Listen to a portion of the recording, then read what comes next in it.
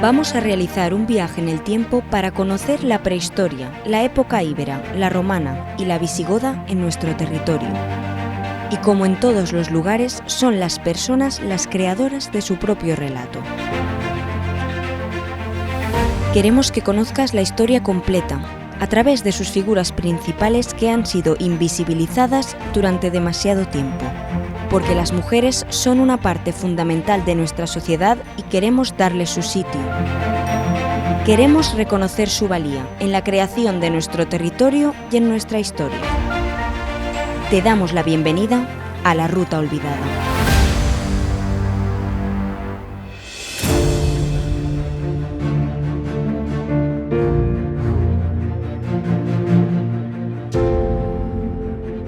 Durante mucho tiempo hemos escuchado que el hombre caza, la mujer recolecta o se queda en la cueva dando de mamar.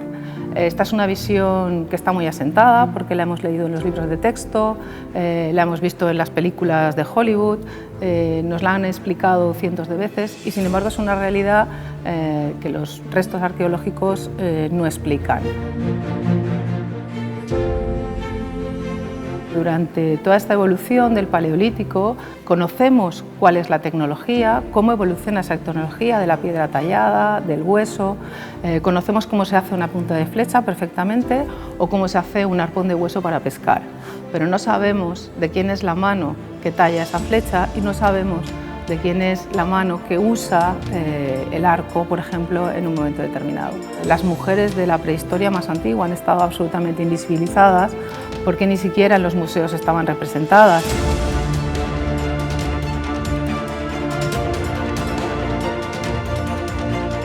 En 1998 la UNESCO decide declarar el arte rupestre levantino del arco mediterráneo como Patrimonio Mundial de la Humanidad, donde nos dejan representadas en esas paredes sus vivencias, sus relaciones y sus actividades.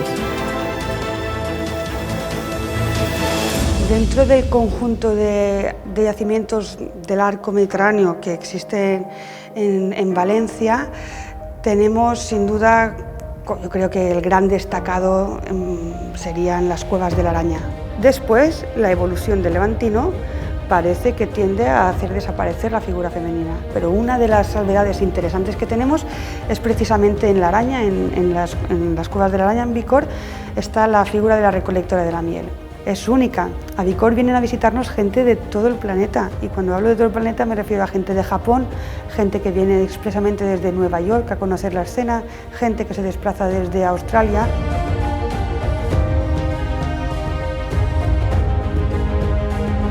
Las mujeres, por ejemplo, se encargaban de todo el procesado de los alimentos, que es algo muy importante para la supervivencia de la comunidad. Sabemos, por ejemplo, que las mujeres eran las que molían con los molinos de mano de piedra, y lo que hacía que se desgastaran determinadas partes de su cuerpo.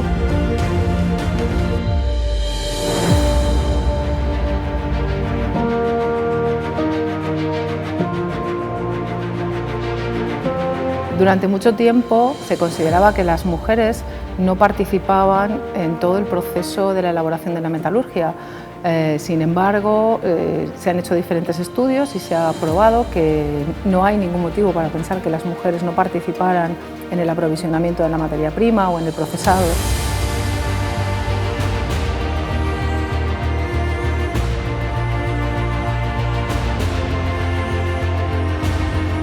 Hay varios yacimientos muy importantes que se pueden visitar, por ejemplo el Puntal des Jobbs en Olocau, la Bastida de les Alcuses en Moixent.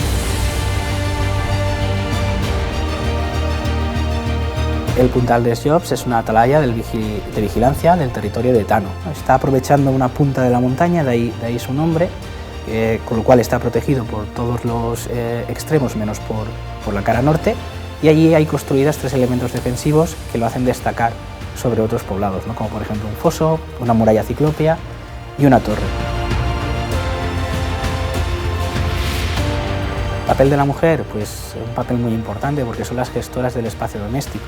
Van a cultivar también los cereales, hacen todo el proceso de obtención de la harina en las diferentes habitaciones o casas y son las que también además tejen y transfieren el conocimiento a las nuevas generaciones. Una de las cosas que te sorprende más es que el linaje, por ejemplo, en esta época, en muchos de los diferentes pueblos íberos que configuran esta cultura, se transfiere a través de la vía femenina. Es decir, es verdad que el poder político está ocupado por los hombres, pero a nivel social, si tu ascendente femenino no es importante, tú no puedes optar a ese poder político.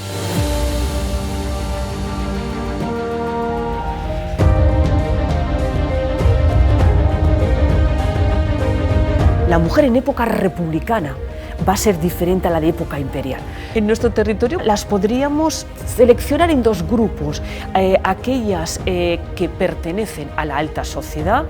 Tendríamos a esas mujeres de la dinastía Julio-Claudia, a esa Cornelia Escipión en época republicana que mantuvo el salón en su casa. Y cuando hablamos de un salón es muy parecido al del siglo XVIII, ese tipo de salón donde se reúnen en su casa intelectuales. Ella pertenece a ese círculo de los Escipiones y que realmente tiene la conexión con Sagunto porque fue su abuelo junto con su padre los que desde luego dieron el paso adelante para que la península se decantara hacia el lado romano.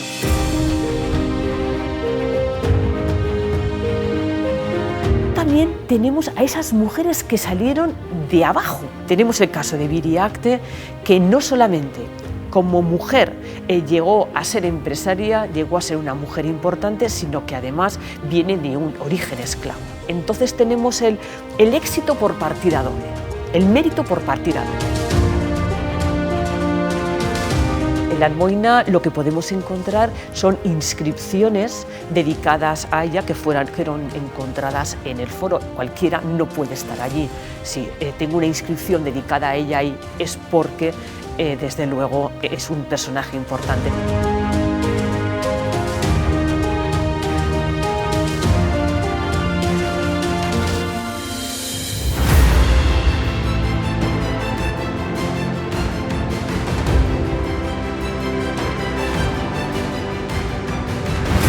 Mirando la mujer en la antigüedad, las visigodas creo que quedan todavía más ocultas todavía, porque no hay ni testimonios, ni hay tampoco, en los enterramientos tampoco aparecen, y si aparecen solamente van a hacer referencias a mujeres de alto rango, porque están asociadas siempre a ese estamento de nobleza, un dux o un rey.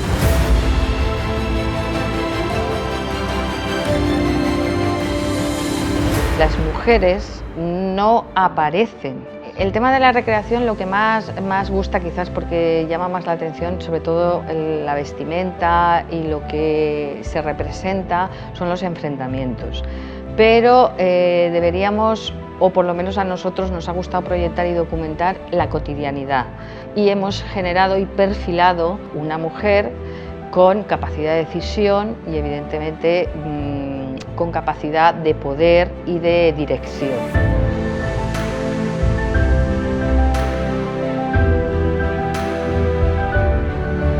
Llevamos trabajando ya bastante tiempo, tanto desde las universidades como desde los museos, por superar este sesgo importantísimo. Nos han contado una historia en la que solamente había una clase que estudiaba, que eran los hombres de clase alta, y esto es lo que nos ha llegado. ¿Y dónde están las mujeres? ¿Dónde están las mujeres? El 50% de la población, ¿dónde está? Falta una parte importante. Siempre ha aparecido la figura del hombre como que hace actividades más importantes que las de las mujeres. Los discursos se hacen o bien desde las oficinas de turismo, o bien se hacen desde las universidades o se hacen desde los museos. Y es la creación del discurso la que da la posibilidad de visibilizar. Es una labor colectiva en la que nos tenemos que poner de acuerdo diferentes instituciones para ofrecer al visitante la mejor información posible, de más calidad y más actualizada. Y ahí, desde luego, las mujeres tienen que estar.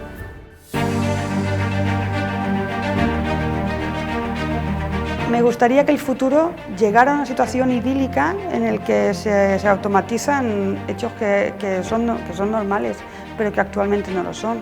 que es que tengamos que estar ahí preguntándonos constantemente dónde están las mujeres. Desde el presente y conociendo el pasado, si valoramos estas actividades, dejaremos de minusvalidar el trabajo de las mujeres en las sociedades presentes. Si entendemos todo esto y lo incorporamos a nuestra sabiduría, probablemente seremos mucho más igualitarios, mucho más inclusivos en esta sociedad.